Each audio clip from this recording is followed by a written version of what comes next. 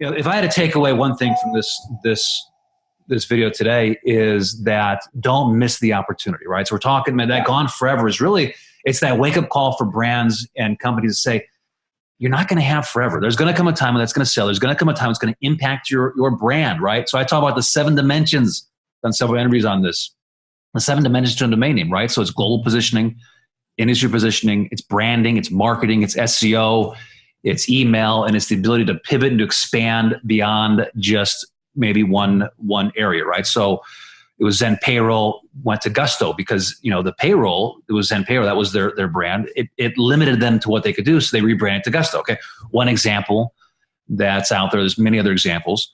But I think that's the big takeaway for me when this is that there is a supply and demand. Once it's gone, it's gone. I mean, I have a list here that I keep and I talk about that as I'm researching of brands that will never own their brand. So Octane.com versus Octane Lending, right? Ladder Life versus Ladder Capital, which raised $80 million.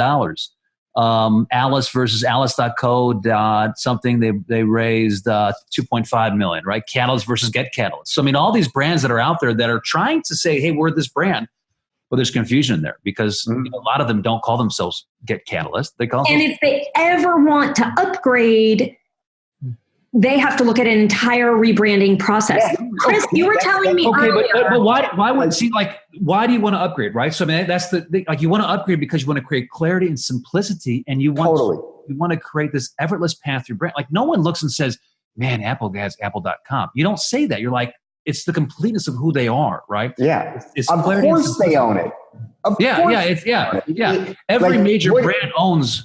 Yeah. If you can look at me with a straight face and tell me that Apple would be where they are today if they owned getapple.com, if their domain name was getapple.com and there was some software as a service startup that had apple.com, if you think for 1 second that Apple would be the monster company that it is today, then I've got a bridge to sell you. Yeah.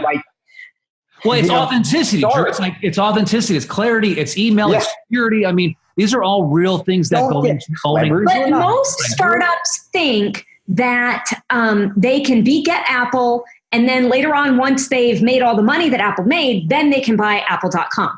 Okay. Chris, you were talking to me earlier about a domain that we cannot divulge. Yes. That you were trying to acquire.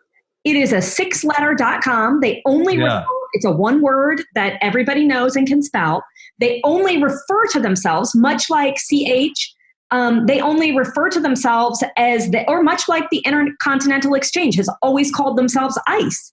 So this company asked you to do an acquisition, and I want to talk about that.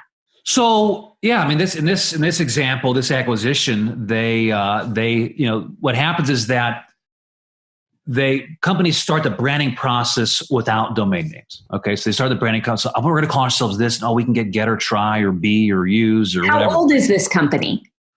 It's not that old, so maybe in the last 5 years. Okay. Okay, so, and about how much money have they raised, or how much capital do they have? Maybe $20-30 million. Okay, so $20-30 million invested over 2 to 3 years in marketing their brand, creating their entirety of their being. And 2 to 3 years in, $30 million later, they reach out to the top broker in the world to acquire their domain name. And what happened? So what happened is that it's the company that owns it is not going to sell it. I mean, they're not going to release that. So they're not going to have the opportunity to acquire this domain name, right? Okay, and so it's owned by a company? Yes, so another end user company who's probably vetted the intellectual property, has an intention for it, maybe. And what did they tell you? They told you not for any price. Pretty much. Yeah. Not for any price. One of those examples but see, that's why it's important to start the branding process with what's available. And and I think to Drew, your point is it may not be available. Now I've got a theory, Drew. You're going to like this theory. Okay. You're going to want this may get a heated discussion going on here.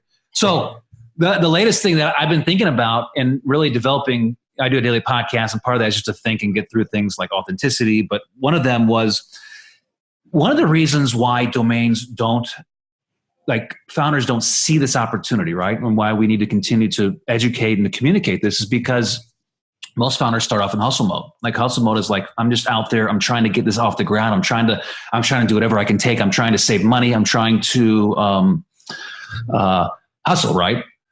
But it's not until they move from hustler to marketer to CEO that they say, wow, like my scaling, the ability to own my brand, the ability to position myself, the ability to really brand, to pivot, to expand our private offering is at risk. There's this massive risk that takes place that we're not going to be able, like we need to own and acquire our domain name, right? And so what I see is that founders that I've talked to that pass the opportunity and end up regretting it is that in the beginning they were in that maybe hustle mode. Now you can be in this hustle mode and have $30 million, $40 million. Okay. Mm-hmm. It's not the amount that you raise.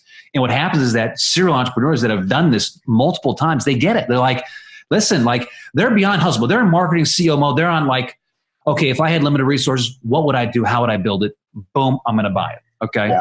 So, I'm not sure where I was going with that other than the timing, other than like why brands like they pass in the domain names only to regret it later on because, it's gone forever. It's never going to be available again. Like you have to seize that opportunity.